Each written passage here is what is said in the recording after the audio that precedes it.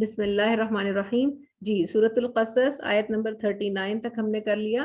تو یہاں پر کیا بتایا جا رہا ہے کہ ان لوگوں نے جو کہ کفر پر تھے، فرعون اور اس کے درباری اور اس کے لشکر والے، انہوں نے کیا گمان کیا کہ ہم نہیں لوٹائے جائیں گے، باس بعد الموت کا انکار کر دیا. یہ بنیادی عقیدہ ہے. ایک تو یہ کہ اللہ کے ساتھ کسی کو شریک نہ کرو، اور دوسرا عقیدہ جس کو بار بار ہمیں مکی آیات میں اسپیشلی بار بار ہمیں نظر آتا ہے کہ دہرایا گیا ہے، اور وہ کیا ہے؟ باس بعد الموت، مرنے کے بعد اٹھائے جانے کا عقیدہ. تو ان کے پاس جب یہ عقیدہ نہیں تھا، تو جس شخص کے پاس یہ عقیدہ نہ ہو تو وہ کیا کرے گا؟ وہ دنیا کمانے کے لیے ہر طرح کی طریقے ٹیکٹکس آزمائے گا. اس میں وہ صحیح اور غلط کی کوئی تمیز نہیں کرے گا، کیونکہ اس کے پاس اور کوئی چیز ہے ہی نہیں سوائے دنیا کے. جب اس نے دنیا ہی کمانی ہے تو پھر اس کے لیے وہ ہر طرح سے کسی کے ساتھ ظلم ناانصافی کر کے بھی وہ اپنی دنیا کو بہتر سے بہتر بنائے گا. لیکن جب اس کو پتا ہوگا کہ باس بعد الموت ہے، اس دنیا کے بعد ایک اور دنیا ہے، باس بعد الموت میں پھر بہت سارے عقائد ہمارے آ جاتے ہیں جو اس سے کے گرد ہیں. یعنی مرنے کے بعد اٹھایا جانا، پھر اس کے بعد اللہ تعالیٰ کے پاس ٹرائل ہوگا حشر کے میدان میں، پھر اس کے بعد جنت دوزخ کے فیصلے ہونے ہیں. تو یہ تمام چیزیں جو ہیں جب اس پر ایمان ہوتا ہے تو پھر انسان کیا کرتا ہے؟ پھر انسان اچھے رستے اختیار کرتا ہے، اور جب اس کو جو چیز نہیں ملتی اس پر وہ صبر کر لیتا ہے، کیونکہ اس کو پتا ہے کہ صرف یہ زندگی نہیں ہے، آخرت بھی ہے، دوسری زندگی بھی ہے. اس لیے وہ صبر کر لیتا ہے اور اس کے لیے ناحق نہیں کرتا، ظلم نہیں کرتا. تو یہ جو ایک عقیدہ ہے یہ آخرت کے لیے تو ہے ہی ہے توشہ، کہ اگر یہ عقیدہ ہوگا، یہ بنیادی عقائد ہوں گے تو پھر شاید امید ہے کہ اللہ تعالیٰ ہمیں جنت سے نواز دیں. یہ ہمارا بنیادی عقیدہ ہے. لیکن ساتھ ساتھ کیا ہے؟ ساتھ ساتھ یہ دنیا میں بھی اصلاح کا ذریعہ ہے. اگر یہ عقائد نہ ہو تو پھر دنیا جنگل بن جائے، جنگل کا قانون نافذ ہو جائے. فَأَخَذْنَاهُ وَجُنُودَهُ فَنَبَذْنَاهُ فِي الْيَمِّ، تو ہم نے اسے اور اس کے لشکر کو پکڑا اور پھر انہیں دریا میں پھینک دیا. جو قصہ مختصر یہ کہ وہ جو بیچ کا قصہ تھا وہ چونکہ ہم بہت جگہ پڑھ چکے ہیں، اس لیے اس کو یہاں پہ نہیں ریپیٹ کیا گیا، بلکہ یہ بتایا گیا کہ آخر کار ان کا انجام کیا ہوا کہ ہم نے ان کو دریا میں پھینک دیا. سو دیکھو کیسا ہوا انجام ظالموں کا، اور ہم نے انہیں سردار بنایا. وہ جہنم کی طرف بلاتے ہیں، اور روز قیامت وہ نہ مدد دیے جائیں گے، ان کی مدد نہ ہوگی، اور ہم نے اس دنیا میں ان کے پیچھے لعنت لگا دی. تو ساری عمر کے لیے جب جب ہم قرآن پڑھتے ہیں تو ان لوگوں پر ہماری طرف سے اور فرشتوں کی طرف سے لعنت جاتی ہے. اور یوم القیامت ہم من المقبوحین، اور روز قیامت وہ بدحال لوگوں میں سے ہوں گے.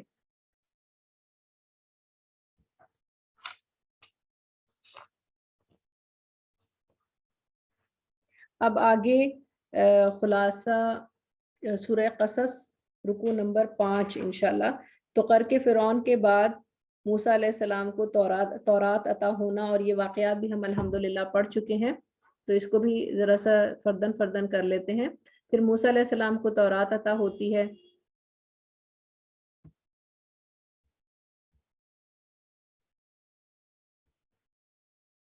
اچھا، پھر آپ کو کوہ طور پر بلایا گیا، ہم نے موسیٰ کی طرف وہی بھیجی. آپ صلی اللہ علیہ وسلم اس واقعے کو دیکھنے والے نہیں تھے. ٹھیک ہے. اب اس رکوع میں خطاب ایک تو یہ ہے کہ موسیٰ علیہ السلام کے واقعے کو مزید آگے بتایا گیا ہے کہ ان کو تورات عطا ہوئی، لیکن پھر ساتھ ساتھ نبی صلی اللہ علیہ وسلم سے خطاب ہے. اور یہ جو اس رکوع میں خطاب ہے وہ یہ بتانے کے لیے ہے کہ جو نبی صلی اللہ علیہ وسلم کو سننے والے تھے، وہی کو سننے والے تھے، وہ یہ بات جان لیں کہ نبی صلی اللہ علیہ وسلم تو ان کے درمیان 40 سال رہے، وہ 40 سال امی رہے. انہوں نے باہر کوئی ایک آدھ سفر شام کا کیا، وہ اس میں بھی ادھورے سفر میں واپس آ گئے. تو وہ تو کبھی 40 سال تک، جب تک کہ انہوں نے نبوت کا دعویٰ نہیں کیا تھا، وہ ان کے درمیان سے نکلے ہی نہیں تھے. نہ ان کو عبرانی زبان آتی تھی، نہ وہ تورات کو جانتے تھے. لیکن اس کے باوجود یہ قصے نبی صلی اللہ علیہ وسلم کی زبان مبارک سے بڑی ڈیٹیل میں یہاں پر بیان ہو گئے. اور اس کے معترف کون تھے؟ اس کے معترف یہودی بھی تھے. تو یہاں پر یہ بتایا جا رہا ہے کہ نبی صلی اللہ علیہ وسلم سے خطاب کر کے کہ آپ صلی اللہ علیہ وسلم اس وقت موجود نہیں تھے کہ جب یہ قصے ہو رہے تھے، یہ باتیں ہو رہی تھیں. آپ صلی اللہ علیہ وسلم اس واقعے کے دیکھنے والوں میں سے نہ تھے، لیکن ہم نے بہت سی امتیں پیدا کی پھر طویل ہو گئی ان کی مدت، آپ صلی اللہ علیہ وسلم اہل مدین میں رہنے والے نہ تھے کہ ان پر ہمارے احکام پڑھتے، انہیں ہمارے احکام سناتے، لیکن ہم رسول بنا کر بھیجنے والے تھے اور ہم نے پکارا آپ صلی اللہ علیہ وسلم، آپ علیہ السلام کو طور کے کنارے۔ اچھا، جب ہم نے پکارا، یعنی اللہ تعالیٰ فرما رہے ہیں کہ جب ہم نے موسیٰ علیہ السلام کو پکارا، جب ہم نے موسیٰ علیہ السلام کو ندا دی تو اس وقت آپ طور کے پاس نہیں تھے، لیکن آپ صلی اللہ علیہ وسلم کے رب کی رحمت سے انہیں نبوت عطا ہوئی تاکہ آپ اس قوم کو ڈر سنائیں جس کے پاس آپ صلی اللہ علیہ وسلم سے پہلے کوئی ڈرانے والا نہیں آیا، تاکہ وہ نصیحت پکڑیں۔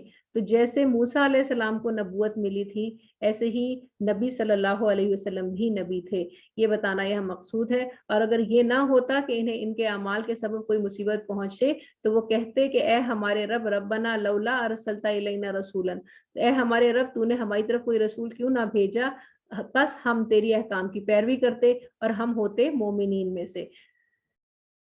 پھر جب ان کے پاس ہماری طرف سے حق آ گیا تو کہنے لگے ہمیں کیوں نہ دیا گیا جیسے موسیٰ کو دیا گیا تھا۔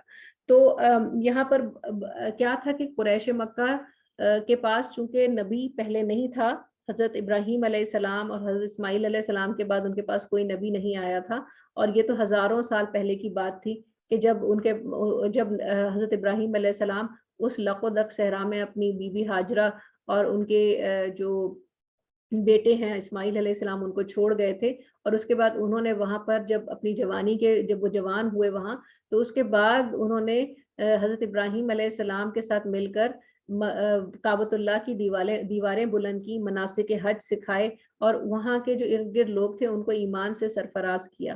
اب اس کے بعد پھر اتنا ہزاروں سال گزرنے کے بعد جو ابراہیمی مناسک تھے وہ ابراہیم علیہ السلام کے نام سے ہی ان کے پاس موجود تھے، یعنی حج اور عمرہ، لیکن اس کا طریقہ کار بدل چکا تھا۔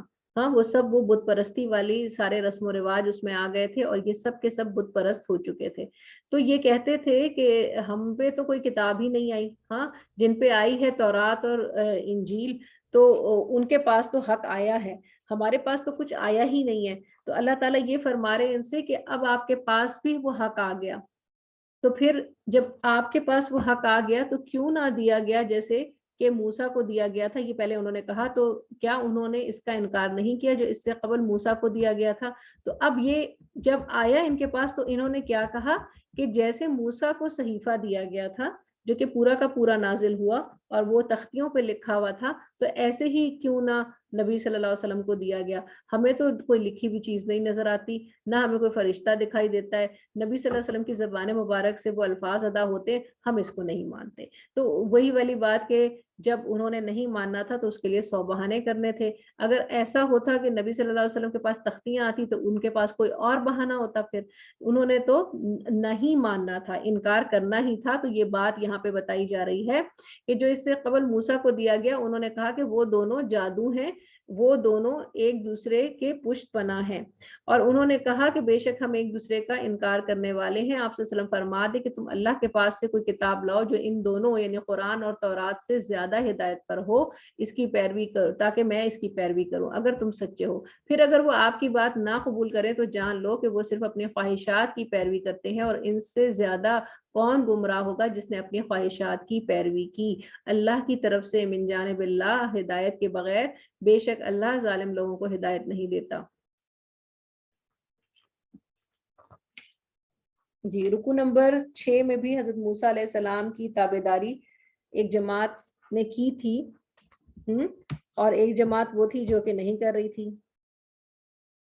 تو جس طرح اللہ تعالیٰ نے موسیٰ علیہ السلام کو فلسطین میں اور پھر اسی طرح مصر میں بھی غلبہ عطا فرما دیا، تو اسی طرح اللہ تعالیٰ یہ فرما رہے ہیں کہ جس طرح موسیٰ علیہ السلام کو آزمائشوں سے ان کی قوم کے ساتھ گزارنے کے بعد، سختیوں سے گزارنے کے بعد آخر کار غلبہ عطا کر دیا گیا تھا، اسی طرح نبی صلی اللہ علیہ وسلم اور ان کے متبعین کو بھی آخر کار غلبہ عطا ہو کر رہے گا۔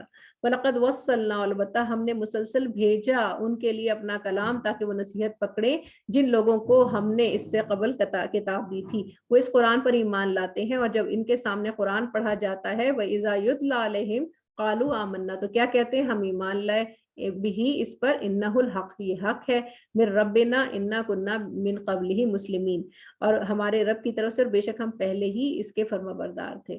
یہی لوگ ہیں جنہیں ان کا دوہرا اجر دیا جائے گا۔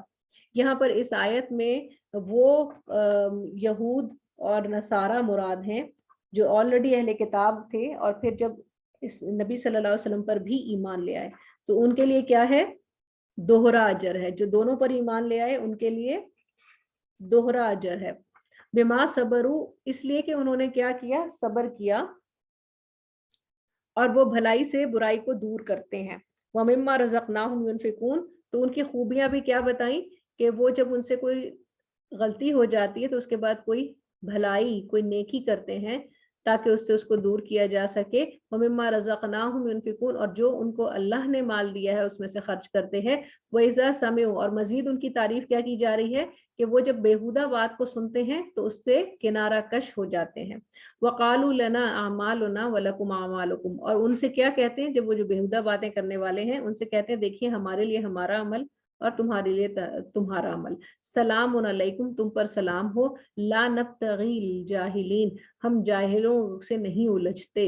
انک لا تہدی من احببت ولکن اللہ، بے شک تم جس کو چاہو ہدایت نہیں دے سکتے بلکہ اللہ جس کو چاہتا ہے ہدایت دیتا ہے، اور ہدایت پانے والوں کو وہ خوب جانتا ہے۔ وقالوا ان نتبع الہدی معک ونتخطف من ارضنا، اور اگر ہم، اور وہ کہتے ہیں کہ اگر ہم تمہارے ساتھ ہدایت کی پیروی کریں تو ہم اپنی سرزمین سے اچک لیے جائیں۔ اولم نمکن لہم حرما آمنا یجبا الیہ ثمرات، کیا ہم نے انہیں حرمت والے مقام امن میں ٹھکانہ نہیں دیا ہے؟ یہ دیکھتے نہیں ہیں کیسے اللہ تعالیٰ ان کو اس زمین سے اچک سکتا ہے جب اگر انہوں نے پیروی کی، ہدایت کی، جبکہ اللہ تعالیٰ نے اسی زمین میں، جبکہ وہ اتنے عرصے سے بت پرستی کر رہے تھے تو اللہ تعالیٰ نے ایک بھی نعمت ان سے چھینی نہیں، ساری نعمتیں تو ان کو دے رکھی تھی۔ اب اگر وہ ایمان لے آتے تو اللہ تعالیٰ نعمتوں کو بڑھاتے کہ گھٹاتے؟ یقیناً بڑھاتے۔ تو اللہ تعالیٰ یہی ان کو بتا رہے ہیں کہ کیا ہم نے انہیں حرمت والے مقام میں، امن میں ٹھکانہ نہیں دیا تھا؟ اس کی طرف کھینچے چلے جاتے ہیں پھل ہر قسم کے، ہر قسم کا رزق اور ثمرات اس کی طرف کھینچے چلے جاتے ہیں۔ رزقاً من لدنا، یہ ہماری طرف سے خاص رزق ہے اس مکہ کے لیے، اس ہر محترم جگہ کے لیے۔ ولیکن اکثرہم لا یعلمون، لیکن اکثر اس میں اس بات کو نہیں جانتے، اس کو نہیں سمجھتے۔ تو بات یہ ہے کہ آج بھی اگر دیکھیں اور اس زمانے میں بھی، تو ہر قسم کی تجارت کے لیے یہ راستے کھلے ہوئے تھے، اور اس زمانے میں جبکہ ہر طرف رہزن ہوتے تھے، یہ راستے اور یہ جو علاقہ تھا یہ ہمیشہ امن کا گہوارہ رہتا تھا، یہاں پہ لوگوں کی حفاظت ہوتی تھی۔ اچھا، اب یہ ساتھ ساتھ اللہ تعالیٰ کیا فرما رہے ہیں کہ اگر ہم اس زمانے کے لحاظ سے بھی دیکھیں تو اگر آپ نے کبھی سفر کیا ہو حج یا عمرے کا، تو نظر یہ آتا ہے کہ پوری دنیا کے فروٹ، پھل اور ہر موسم کے پھل آپ کو وہاں پہ نظر آئیں گے، ہر قسم کا رزق نظر آئے گا، صرف پھلوں کا رزق نہیں بلکہ باقی ہر چیز بھی، اور وافر مقدار میں نظر آئے گی، جبکہ ان میں سے کوئی بھی چیز وہاں اگتی نہیں ہے۔ تو وَكَمْ أَهْلَكْنَا مِنْ قَرْيَةٍ بَطِرَتْ مَعِيشَتَهَا، اور کتنی ہی بستیاں ہم نے ہلاک کر دی جو اپنی معیشت پر اترایا کرتی تھی۔ اپنی معیشت پر نہیں اترانا چاہیے۔ ہاں، اصل چیز کیا ہے؟ ہماری معاشرت اسلام کے مطابق ہے کہ نہیں ہے، یہ اصل چیز ہے۔ تو ہم کیا کرتے ہیں؟ ہم ہر چیز میں معیشت کو بنیاد بناتے ہیں۔ یہ فلاں حکمران آیا ہے نا تو اس کو ہم نے اگلے سال اس لیے ووٹ نہیں دینا کہ اس نے بڑی مہنگائی کر دی، لیکن کبھی ہم نے یہ کہا ہے کہ فلاں حکمران آیا ہے، اس نے ہمارے ایمان کی دھجیاں اڑا دی، ہم اگلے سال اس کو ووٹ نہیں دیں گے؟ ہم ایسا کبھی نہیں سوچتے۔ ہم صرف کیا سوچتے ہیں؟ اپنی معیشت کے بارے میں سوچتے ہیں، لیکن اپنے ایمان کی حفاظت کرنے والوں کو ہم آگے نہیں لے کر آتے۔ تو جب ہم نہیں آگے لے کر آئیں گے تو پھر اللہ تعالیٰ نے بھی تو یہ فرما دیا نا، جسے علامہ اقبال نے اتنے پیارے شعر میں فرمایا ہے کہ خدا نے آج تک اس قوم کی حالت نہیں بدلی، نہ ہو جس کو خیال خود اپنی حالت کے بدلنے کا۔ تو جب ہم اپنی حالت ہی نہیں بدلنا چاہتے، ہمیں صرف اسی کا رونا ہے کہ مہنگائی ہو گئی، کتنی کمی ہو گئی، کتنی زیادتی ہو گئی، ہماری سڑکیں بن جائیں گی کہ نہیں بنے گی، میٹرو بنے گی کہ نہیں بنے گی، پل بنیں گے کہ نہیں بنیں گے، اگر ہم اسی چکر میں لگے رہے تو پھر ہم کہاں کھڑے ہیں؟ دیکھیے، یاد رکھیے گا کہ بحیثیت مسلمان میں اور آپ، ہم سب اللہ سے عہد کر چکے ہیں، اشہد اللہ الہ الا اللہ واشہد ان محمد عبدہ ورسولہ۔ یہ کوئی عام عہد نہیں ہے، آپ نے اپنی پوری کی پوری زندگیاں گروی رکھوا دی ہیں، آپ کی زندگیاں اللہ کے پاس گروی ہیں، اور ہم نے پھر اب کیا کرنا ہے؟ ہم اس گروی زندگی کو کیسے چھڑائیں گے اور کیسے ہم جنت حاصل کریں گے؟ ہم اپنی زندگی کے ہر پہلو کو اسلام کے مطابق لا کر ہی اپنے آپ کو چھڑا سکتے ہیں، اور اللہ تعالیٰ کا وعدہ ہے کہ اگر تم میرے حکموں کے مطابق عمل کرو گے تو میں تمہیں دنیا میں بھی سرفرازی، کامرانی اور عزت عطا کروں گا، اور آخرت میں بھی تمہارا ٹھکانہ جنت ہوگا۔ لیکن ایسا ہے کیا؟ لیکن ایسا ہے؟ ہمیں دنیا میں کیا چاہیے؟ ہم اپنے ایمان کا سودا کر لیتے ہیں دنیا کی خاطر۔ تو جب ہم اور ہمارے ارد گرد جو بھی انفلوئنشلز ہیں وہ اپنے ایمان کے سودے کر رہے ہیں دنیا کی خاطر، تو پھر کیا انجام ہوگا؟ اس کا انجام یہی ہے نا کہ اتنی سٹرگل کے باوجود کہیں پر بھی پوری دنیا میں مسلمان بحیثیت امت یا بحیثیت قوم کہیں بھی غالب نہیں ہے، بلکہ مغلوبیت میں ہے۔ اور پھر آخرت میں بھی ہم کیا ہوں گے؟ ہاں انشاءاللہ چونکہ ایمان کے ساتھ جائیں گے تو آخری ٹھکانہ تو ہمارا جنت ہی ہوگا، لیکن آخری ٹھکانے سے پہلے کن کن حالات سے گزرنا ہے؟ کیا اس کے متعلق ہم نے سوچا ہے؟ کیا ان حالات کی بہتری کی ہم نے کوشش نہیں کرنی؟ تو کیا کہا کہ کتنی ہی بستیاں ہم نے ہلاک کر دی جو اپنی معیشت پر بڑی اتراتی تھیں، سو یہ ہیں ان کے مسکن نا آباد ہوئے۔ تو یہ ہیں ان کے مسکن، وہ جو مدین کے آبادیاں، قوم سمود اور عاد کی، جن کو اپنی معیشتوں پہ بڑا فخر تھا، ان کی آبادیاں جو کھنڈرات کی شکل میں عربوں کے ارد گرد موجود تھیں اور وہ اس پر سے گزرتے تھے اور ان سب باتوں کو جانتے تھے، تو کیا اللہ تعالیٰ کیا فرما رہے ہیں کہ اللہ تعالیٰ نے کتنے ہی بستیاں تباہ کر دی۔ تو آج بھی ہمیں مصر میں وہ پیرامڈز بھی نظر آتے ہیں، سارا کچھ ہے، وہ بھی آل فرعون کی کچھ نشانیاں ہیں، لیکن کیا وہاں پر اب کوئی مسکن ہے؟ کوئی دعوے دار ہے کہ انا ربکم الاعلی؟ کوئی بھی نہیں ہے۔ اللہ تعالیٰ نے سب کو نیست و نابود کر دیا ان کے کفر کے سبب۔ تو مگر قلیل مدت اور ہم ہی ہوئے وارث، وما کان ربک مہلک القری، اور اللہ تعالیٰ کسی بستی کو نہیں تباہ کرتے جب تک کہ نہ بھیج دیں اس کی بڑی بستی میں کوئی رسول۔ یعنی جو بڑی بستی سے مراد یہ ہوتی ہے کہ سبربز ہوتے ہیں، لیکن جو مین سٹی ہوتا ہے اس کے اندر پھر اللہ تعالیٰ، کیونکہ وہ انفلوئنشلز ہوتے ہیں، ان سے پھر آگے باتیں اور جو بھی ان کے عقائد ہوتے ہیں وہ ٹرکل ڈاؤن کرتے ہیں چھوٹی بستیوں کی طرف۔ اس لیے اللہ تعالیٰ کیا فرما رہے ہیں کہ ان کی بڑی بستی میں رسول بھیجتا ہوں، وہ ان پر میری آیات پڑھ کر سناتا ہے، اور ما کننا مہلک القری الا واہلھا ظالمون، اور ہم بستیوں کو ہلاک کرنے والے نہیں ہیں جب تک کہ ان کے رہنے والے ظلم نہ کرتے ہوں۔ وما اوتیتم من شیء، اور تمہیں جو کوئی چیز دی گئی ہے سو وہ صرف دنیا کی زندگی کا سامان ہے اور اس کی زینت ہے، اور جو اللہ کے پاس ہے وہ بہت بہتر ہے اور ابقا ہے، ہمیشہ باقی رہنے والا ہے۔ افلا تعقلون، کیا تم سمجھتے نہیں ہو؟ رکو نمبر 7۔ اب یہاں پر جو مشرکین ہیں وہ جن بتوں کی عبادت کرتے تھے تو بروز قیامت وہی بت یا وہی پرسنالٹیز، چاہے وہ کسی پرسنالٹی کی عبادت کرتے ہوں چاہے وہ کسی بت کی عبادت کرتے، وہ سب ان سے اس دن بری ہونے کا اظہار کریں گے، بیزاری کا اظہار کریں گے۔ بسم اللہ الرحمن الرحیم۔ سو جس سے ہم نے اچھا وعدہ کیا پھر وہ اس کو پانے والا ہے، کیا وہ اس شخص کی طرح ہے جسے ہم نے دنیا کی زندگی کے سامان سے بہرہ مند کیا اور پھر وہ روز قیامت گرفتار ہمارے پاس حاضر کیا جائے گا؟ وَيَوْمَ يُنَادِيهِمْ فَيَقُولُ أَيْنَ شُرَكَائِيَ الَّذِينَ كُنْتُمْ تَزْعُمُونَ، اور جس دن وہ انہیں پکارے گا اور کہے گا کہ کہاں ہیں میرے شریک جنہیں تم میرا شریک گمان کرتے تھے۔ اللہ تعالیٰ ان لوگوں سے کہیں گے کہ جو اللہ کا شریک ٹھہراتے تھے بروز قیامت کے، لے کر آؤ نا، وہ کہاں ہے تمہارے میرے شریک جنہیں تم گمان کرتے تھے کہ وہ میرے شریک ہیں، کہاں ہیں؟ آج تو چاہیے کہ وہ تمہیں مجھ سے بچا لیں۔ قال الذی حق علیہم القول ربنا هؤلاء الذین اغوینا، پھر کہیں گے وہ جن پر حکم عذاب ثابت ہو گیا کہ اے ہمارے رب یہ ہیں وہ جنہوں نے ہمیں بہکایا تھا، ہم نے انہیں ویسے ہی بہکایا جیسے ہم خود بہکے تھے، ہم تیری طرف تیرے حضور سب سے بیزاری کرتے ہیں۔ کیا کہیں گے؟ کہ ہم ان سب سے بیزار ہیں اور وہ ہماری بندگی نہیں کرتے تھے۔ اور کہا جائے گا تم اپنے شریکوں کو پکارو، سو وہ انہیں پکاریں گے تو وہ انہیں جواب نہیں دیں گے. جس طرح دنیا میں نہیں دے سکتے تھے نا، لیکن ان کا پھر بھی گمان تھا کہ یہ ہماری مدد کر سکتے ہیں، تو اسی طرح آخرت میں بھی وہ کسی جواب دینے کے قابل نہیں ہوں گے، اور وہ عذاب دیکھیں گے. کاش وہ ہدایت یافتہ ہوتے.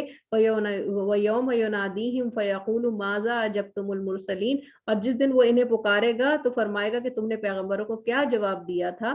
فَعَمِيتَ عَلَيْهِمُ الْأَنْبَاءُ، پس ان کو کوئی بات نہیں سوجھے گی. اللہ تعالیٰ یہ بھی پوچھیں گے بروز قیامت، اس کی عدالت میں جب ٹرائل ہوگا تو مشرکین سے بھی سوال ہوگا اور پوری امت سے بھی سوال ہوگا، پوری انسانیت سے سوال ہوگا کہ تم میں سے ہر ایک کے پاس تمہارے زمانوں میں میں نے پیغمبر بھیجے تھے، تو جب انہوں نے تمہیں میرا پیغام سنایا تو تم نے اس کا کیا جواب دیا تھا. تو ان کو کوئی بات نہیں سوجھے گی. کن کو؟ جو مشرکین تھے ان کو کوئی بات نہیں سوجھے گی. جو اتباع نہیں کرنا چاہتے تھے، جو ایمان نہیں لائے تھے، ان کو کوئی بات نہیں سوجھے گی. یومئذ فہم لا یتساءلون، اس دن پس وہ آپس میں بھی سوال نہ کر سکیں گے. فاما من تاب، سو جس نے توبہ کی اس دنیا میں، آخرت میں نہیں توبہ قبول ہوگی، اس دنیا میں جس نے توبہ کی اور وہ ایمان لایا، اس نے اچھے اعمال کیے، تو امید ہے کہ وہ کامیابی پانے والوں میں سے ہو جائے. تمہارا رب پیدا کرتا ہے، آیت نمبر 68، تمہارا رب پیدا کرتا ہے جو وہ چاہتا ہے اور جو وہ پسند کرتا ہے، نہیں ہے اس کے لیے ان کا کوئی اختیار. سبحان اللہ و تعالی عما یشرکون، اور اللہ اس سے پاک اور برتر ہے جو یہ شریک ٹھہراتے ہیں اس کے. وَرَبُّكَ يَعْلَمُ، اور تمہارا رب وہ جانتا ہے، ما تُكِنُّ صُدُورُهُمْ وَمَا يُعْلِنُونَ، جو چھپاتے ہو تم اپنے سینوں میں اور جس کو تم اعلانیہ کرتے ہو، ظاہر کرتے ہو. وَهُوَ اللَّهُ لَا إِلَهَ إِلَّا هُوَ، اور وہی اللہ، اس کے سوا کوئی عبادت کے لائق نہیں. لَهُ الْحَمْدُ فِي الْأُولَى وَالْآخِرَةِ وَلَهُ الْحُكْمُ وَإِلَيْهِ تُرْجَعُونَ. قُلْ أَرَأَيْتُمْ إِنْ جَعَلَ اللَّهُ عَلَيْكُمُ اللَّيْلَ سَرْمَدًا إِلَى الْيَوْمِ الْقِيَامَةِ، آپ سے صرف فرما دے بھلا تم دیکھو تو اگر اللہ روز قیامت تک کے لیے تم پر ہمیشہ رات رکھتا. اللہ تعالیٰ بار بار اس قرآن میں یہ نشانی بھی بیان کر رہے ہیں نا کہ میں نے تمہیں دن اور رات دی ہے، اس میں تمہارے لیے نشانیاں ہیں. اللہ تعالیٰ اب بتا رہے کہ اگر میں تم سے کوئی ایک نعمت روک لیتا اور ہمیشہ تم پر رات رکھتا، تو کون ہے جو اللہ کے سوا، اور کون ہے وہ معبود جو تم پر دن کو لے کر آتا؟ کوئی بھی نہیں. تو کیا تم پھر سوچتے نہیں ہو، سنتے نہیں ہو؟ آپ صلی اللہ علیہ وسلم فرما دیں بھلا تم دیکھو تو اگر اللہ تم پر رکھے نہار سرمدہ، یعنی ہمیشہ کے لیے روشنی رکھ دے، تو پھر کیا ہوگا؟ اللہ کے سوا اور کون معبود ہے جو تمہارے لیے رات کو لے کر آئے؟ تسکنون فیہ، تاکہ تم اس میں آرام کرو. افلا تبصرون، تو کیا تم سوچتے نہیں ہو؟ اللہ تعالیٰ نے انسان کو فطرتاً ایسا بنایا ہے کہ اس کو ان نعمتوں کی ضرورت ہوتی ہے. اگر بارش کے بعد 3 دن بھی دھوپ نہ نکلے تو سب سخت گرمی میں بھی یہی سوچ رہے ہوتے ہیں کہ ہائے اللہ کب دھوپ نکلے گی، کب دھوپ نکلے گی. کیوں؟ کیونکہ انسان کی فطرت ہے کہ اسے ان دونوں چیزوں کی ضرورت ہوتی ہے. تو اب دیکھیں اللہ تعالیٰ کیا فرما رہے ہیں کہ اگر میں تم پر مکمل رات کر دوں تو تم کس کے پاس جا کے، کون سے شری گنیش کے پاس اور کون سے بدھ کے پاس یا کون سی درگاہ پہ جا کے تم اس سے ڈائریکٹ مانگو گے اور یہ کہو گے کہ مجھے اس رات کو دن میں تبدیل کر دے، یا رات کو دن کو رات میں تبدیل کر دے؟ کسی کے پاس تم نہیں جاؤ گے. جب تمہاری جان حلق تک آ جائے گی اور تمہیں سمجھ آ جائے گی تو تم صرف اور صرف اللہ کو پکارنے لگو گے کہ یا اللہ اب اس مصیبت کو ہم سے دور کر دے. تو اللہ تعالیٰ یہی فرما رہے ہیں کہ اصل تمہاری فطرت میں ہی یہ چیز ہے کہ تم ایک رب کو جانتے ضرور ہو، لیکن پھر تم شیطان کے جھانسے میں آ گئے اور تم نے میرے شریک بنانا شروع کر دیے. وَمِن رَحْمَتِهِ جَعَلَ لَكُمُ اللَّيْلَ وَالنَّهَارَ، اور اللہ کی رحمت ہے تمہارے اوپر یہ دن اور رات کا آنا. لِتَسْكُنُوا فِيهِ وَلِتَبْتَغُوا مِن فَضْلِهِ وَلَعَلَّكُمْ تَشْكُرُونَ، تاکہ تم اس میں راحت بھی پاؤ، آرام بھی پاؤ، اور دن میں روزی کو بھی تلاش کرو تاکہ تم اللہ کے شکر گزار بن جاؤ. وَيَوْمَ يُنَادِيهِمْ فَيَقُولُ أَيْنَ شُرَكَائِيَ الَّذِينَ كُنتُمْ تَزْعُمُونَ، اور جس دن وہ انہیں پکارے گا تو وہ کہے گا کہ کہاں ہیں وہ جن کو تم میرا شریک کرتے تھے، اور ہر امت میں سے ایک گواہ نکالا جائے گا. پھر ہم کہیں گے اپنی دلیل پیش کرو، سو وہ جان لیں گے کہ سچی بات تو اللہ ہی کی ہے، اور گم ہو جائیں گے وہ سب باتیں جو وہ دنیا میں گھڑا کرتے تھے. ان قارون کان من قوم موسیٰ فبغى علیہم. اب یہاں پر پیچھے ہم نے دیکھا سورہ قصص میں موسیٰ علیہ السلام اور فرعون علیہ السلام کا فرعون ملعون کا اور موسیٰ علیہ السلام کا جو قصہ ہے وہ ایک ڈیفرنٹ انداز میں آپ کو پیش کیا گیا. اب یہاں پر اسی کے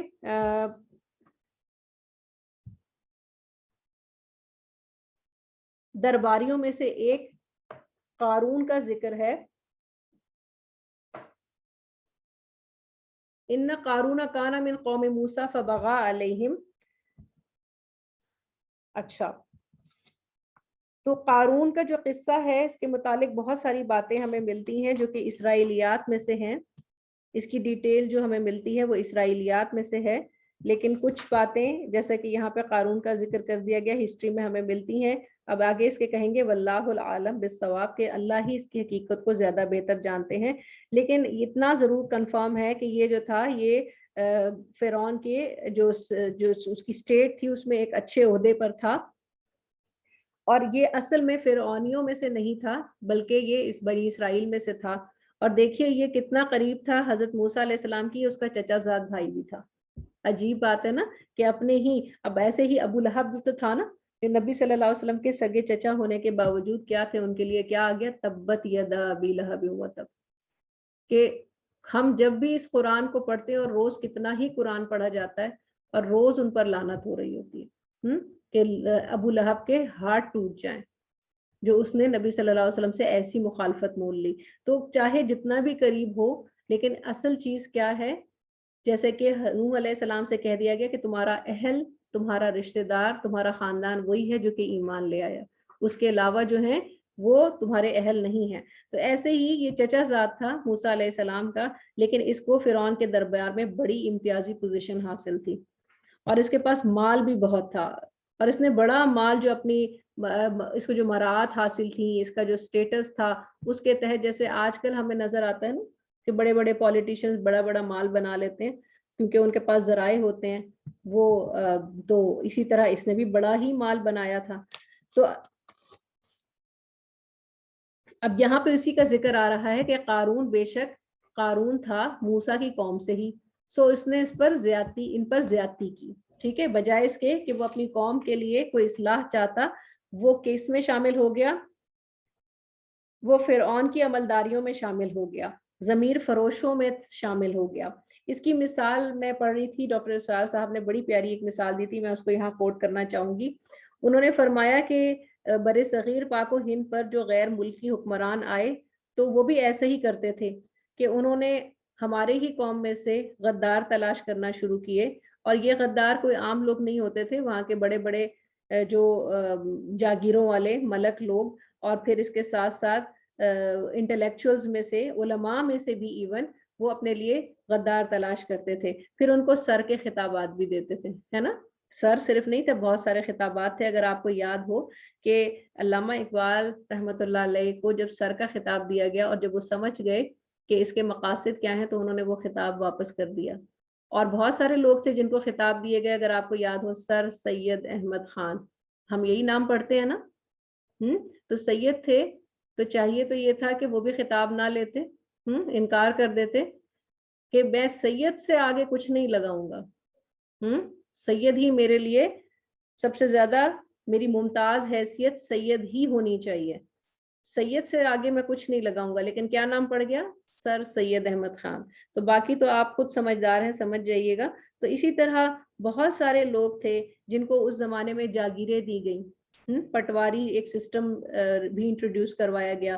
پھر بڑی بڑی جاگیریں کن کو دی گئی، وہ جو کہ انگریزوں کے پٹھو تھے، اور بڑے ہی معاشرے کے معزز لوگوں کو نیچا کر دیا گیا، ان کو کمزور کر دیا گیا، ان کو معاشرے میں ان کی حیثیت بالکل زیرو نل کر دی گئی تاکہ وہ معاشرے میں کسی قسم کا انفلوئنس نہ رکھ سکیں، مسلمانوں کو اچھی راہ، صحیح راہ کی طرف نہ پکار سکیں. یہ تھا ان کا مشن، اور یہی فرعونی مشن جو ہے وہ ہمیشہ سے چلا آ رہا ہے، آج تک چلا آ رہا ہے. فرعون نے بھی یہی کیا، اس نے بنی اسرائیلیوں میں سے اپنے لیے لوگ تلاش کیے جو کہ ضمیر فروش ہوتے تھے، اس کو وہ اپنے دربار میں معزز مقامات دیتا تھا، وہ مال کماتے تھے، اور وہ پھر فرعون کے حکم سے غلط قسم کے جو فرعون کے حکم سے اس پر ظلم و ستم کرتے تھے، اور اس کے لیے جو بھی قوانین، غلط قوانین وہ چاہتے تھے تو اس کی حمایت کون کرتے تھے، یہی بنی اسرائیلیوں کے ہی وہ لوگ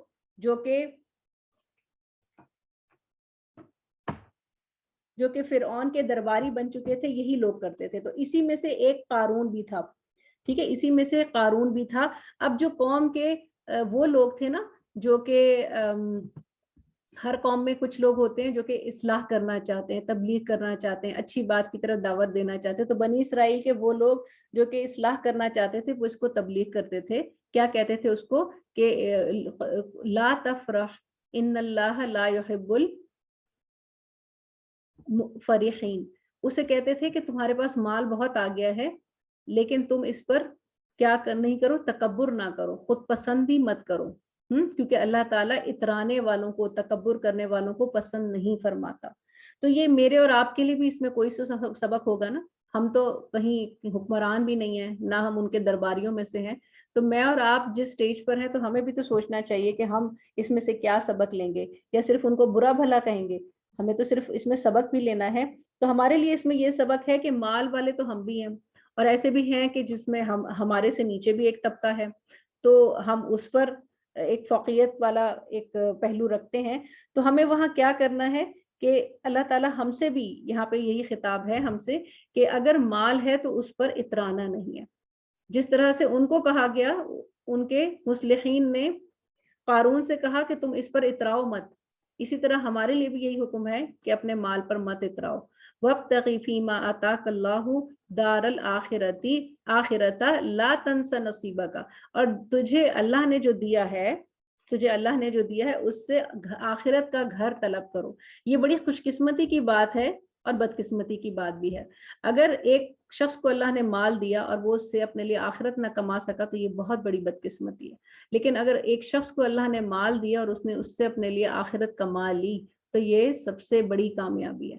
تو اللہ تعالیٰ, تو یہاں مصلحین اس کو یہی کہہ رہے ہیں کہ اللہ نے جو تمہیں مال دیا ہے, اور دیکھیں کتنی پیاری بات, یہ نہیں کہا کہ تم نے جو کمایا ہے بلکہ کیا کہا, اللہ نے جو مال دیا ہے, کیونکہ جو کچھ بھی ہمارے پاس ہے وہ اصل میں اللہ ہی کی دین ہے.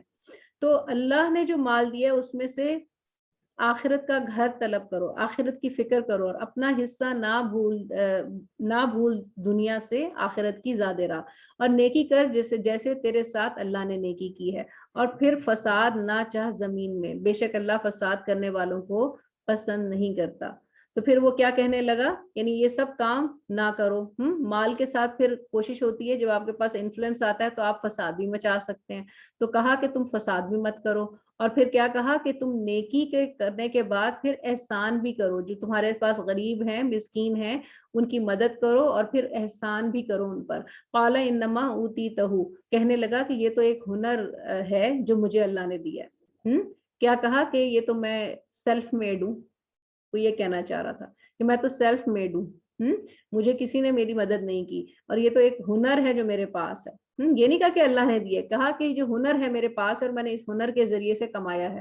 اولم یعلم, کیا وہ نہیں جانتا اس سے قبل اللہ نے کتنی جماعتوں کو ہلاک کر دیا تھا جو اس سے بھی زیادہ سخت تھیں قوت میں اور زیادہ تھی جمعیت میں. ان کے گناہوں کی بابت سوال نہ کیا جائے گا مجرموں سے. پھر وہ قارون اپنی قوم کے سامنے زیب و زینت کے ساتھ نکلا تو ان لوگوں نے کہا جو طالب تھے دنیا کے. اب کیا ہوتا ہے کہ جب اس طرح کسی شخصیت کو دیکھتے ہیں کہ بڑا مال ہے اور بڑا ٹیکا ہے, تو اس میں پھر دو قسم کے لوگ ہوتے ہیں معاشرے میں. ایک تو وہ ہوتے ہیں جو واقعی طالب دنیا ہوتے ہیں اور وہ کہتے ہیں کاش کرنا شروع کر دیتے, کاش یہ ہمارے پاس بھی ہوتا, یہ میرے پاس ہوتا نا تو میں دنیا بدل دیتا, مجھے کوئی وزیر اعظم بنا دینا تو میں آوے کا آوا ٹھیک کر دوں, بگاڑ نہیں دوں, ٹھیک کر دوں.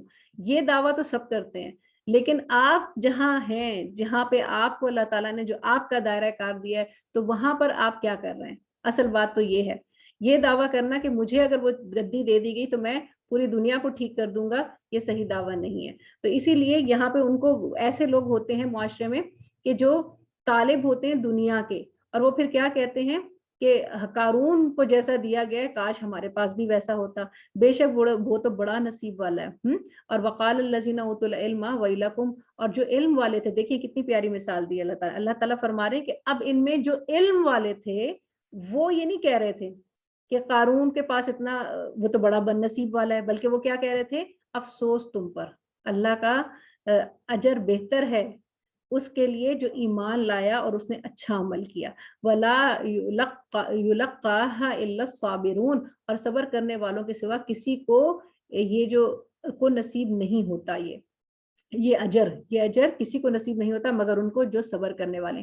فَخَسَفْنَا بِهِ وَبِدَارِهِ الْأَرْضِ، اللہ تعالیٰ نے اس کو کہ جس کی کنجیاں ہی اٹھانے کے لیے بڑے بڑے طاقتور انسان اس کی جو خزانے تھے اس کی کنجیاں اٹھا کے لے کے جاتے تھے، اللہ تعالیٰ نے سب کی نظروں کے سامنے جبکہ وہ بڑا شان کے ساتھ باہر آیا تھا، اللہ تعالیٰ نے اس کو اس کے خزانے سمیت زمین میں دھسا دیا. ہم نے اس کو اور اس کے گھر کو زمین میں دھسا دیا، سو اس کے لیے کوئی جماعت نہ ہوئی جو اللہ کے سوا اس سے بچانے میں مدد کرتی، اور نہ وہ خود ہوا بدلہ لینے والوں میں سے. کل تک جو لوگ اس کے مقام کی تمنا کرتے تھے صبح کے وقت، یعنی ایک دن اگلے دن کہنے لگے کہ ہائے شامت اپنے بندوں میں سے اللہ جس کے لیے چاہے رزق فراخ کرتا ہے اور جس کے لیے چاہے رزق تنگ کرتا ہے، اگر یہ اللہ ہم پر احسان نہ کرتا تو البتہ ہمیں بھی دھسا دیتا. یعنی اگر اللہ تعالیٰ جس چیز کی ہم نے خواہش کی تھی کہ ہمیں بھی قارون کی طرح خزانے ملیں، تو اگر وہ خواہش پوری ہو جاتی تو آج ہم بھی اس کی طرح دھس جاتے. ہائے شامت کافر فلاح دو جہان نہیں پاتے. تلک الدار الآخرۃ نجعلها للذین لا یریدون علوا فی الارض ولا فسادا والعاقبۃ للمتقین. یہ آخرت کا گھر ہے، ہم اسے ان لوگوں کے لیے تیار کرتے ہیں جو نہیں چاہتے زمین میں برتری اور نہ فساد چاہتے ہیں، اور نیک انجام پرہیزگاروں کے لیے ہے. من جاء بالحسنۃ، جو آیا لے کر نیکی کو، فلہ خیر منہا، تو اللہ تعالیٰ اس سے بڑھ کر اس کو دیں گے، اس کے لیے بہترین صلہ دیں گے. ومن جاء بالسیئۃ، بہت غور کرنے کی بات ہے، نیکی کے لیے اللہ تعالیٰ بڑھا چڑھا کر دے رہے ہیں. ومن جاء بالسیئۃ، اور جو برائی کے ساتھ آیا تو فلا یجزی الذین عملوا السیئات، تو ان لوگوں کو جنہوں نے برے عمل کیے ہیں اس کے سوا بدلہ نہ ملے گا جو وہ کرتے تھے. تو برابر سرابر کا بدلہ ہے کس کے لیے؟ جو برا عمل کرتے تھے، لیکن بڑھا کر بدلہ کس کے لیے ہے؟ جس نے نیکی کے عمل کیے. ان الذین فرض علیک القرآن لرآدک الی معاد، اور بے شک جس اللہ نے تم پر قرآن پر عمل اور تبلیغ کو لازم کیا ہے وہ تمہیں ضرور لوٹنے کی جگہ یعنی مکہ مکرمہ میں پھیر لائے گا. اب نبی صلی اللہ علیہ وسلم کو اس پورے واقعے کے بعد یہ تسلی دی جا رہی ہے کہ انشاءاللہ آپ کا بھی لوٹنا ہوگا خوب عزت کے ساتھ، تمتراک کے ساتھ. کہاں پر؟ اس مکہ معظمہ میں. قل ربی عالم من جاء بالہدی ومن هو فی ضلال مبین. آپ صلی اللہ علیہ وسلم فرما دیں میرا رب خوب جانتا ہے کہ کون ہدایت کے ساتھ ہے اور کون کھلی گمراہی میں ہے، اور تم امید نہ رکھتے تھے کہ تمہاری طرف کتاب اتاری جاتی مگر تمہارے رب کی رحمت سے نزول ہوا اس کا، سو تم ہرگز کافروں کے مددگار مت بننا، اور وہ تمہیں ہرگز اللہ کے احکام سے نہ روکیں اس کے بعد جبکہ نازل کیے گئے ہیں تمہاری طرف. آپ صلی اللہ علیہ وسلم اپنے رب کی طرف بلائیں، ہرگز مشرکوں میں سے نہ ہو جائیں، اور اللہ کے ساتھ نہ پکارو کوئی معبود. لا تدعوا مع اللہ الہا آخر لا الہ الا ہوا کل شیء خالق الا وجہہ لہ الحکم والیہ ترجعون. اور اللہ کے ساتھ نہ پکارو کوئی دوسرا معبود، اس کے سوا کوئی معبود نہیں، اس کی ذات کے سوا ہر چیز فنا ہونے والی ہے، اس کا حکم ہے اور اسی کی طرف تم لوٹائے جاؤ گے. سورۃ العنکبوت کے بعد اب سورۃ العنکبوت ہے. یہاں پر بسم اللہ الرحمن الرحیم، حروف مقطعات سے اس کا آغاز ہو رہا ہے. یہ بھی مکی صورت ہے. الف لام میم. احسب الناس ان يتركوا ان يقولوا آمنا وهم لا يفتنون. کیا لوگوں نے گمان کر لیا کہ وہ اتنے پر چھوڑ دیے جائیں گے کہ انہوں نے کہہ دیا کہ ہم ایمان لے آئے ہیں اور وہ آزمائے نہیں جائیں گے. یہ جو سورہ عنکبوت ہے اس کا تھوڑا سا انٹروڈکشن سن لیجئے، انشاءاللہ پھر اگلا لنک جوائن کیجئے گا تو اس میں اس کی تفصیل ہو جائے گی. سورہ عنکبوت جو ہے وہ مکی صورت ہے، اور مکی کا درمیانی زمانہ یعنی تقریباً 5 نبوی کے دور میں یہ صورت نازل ہوئی تھی. اور اس صورت میں یہ وہ وقت تھا کہ جس وقت مسلمانوں پر بہت زیادہ ظلم و ستم کے پہاڑ توڑے جا رہے تھے، اور نہ صرف یہ کہ وہ مسلمان جو کہ اپنے گھروں میں اپنے گھر والوں کے ہاتھوں بھی ان پر پہاڑ توڑے جا رہے تھے ظلم کے، جو کہ آزاد مسلمان تھے، اور جو غلام تھے ان کے اوپر تو بہت ہی زیادہ زمین تنگ کر دی گئی تھی. تو یہاں پر نبی صلی اللہ علیہ وسلم جو ہیں وہ مکہ میں جو کعبۃ اللہ ہے ان کی دیوار کے پاس بیٹھے ہوئے تھے کہ ایک اسی طرح حضرت خباب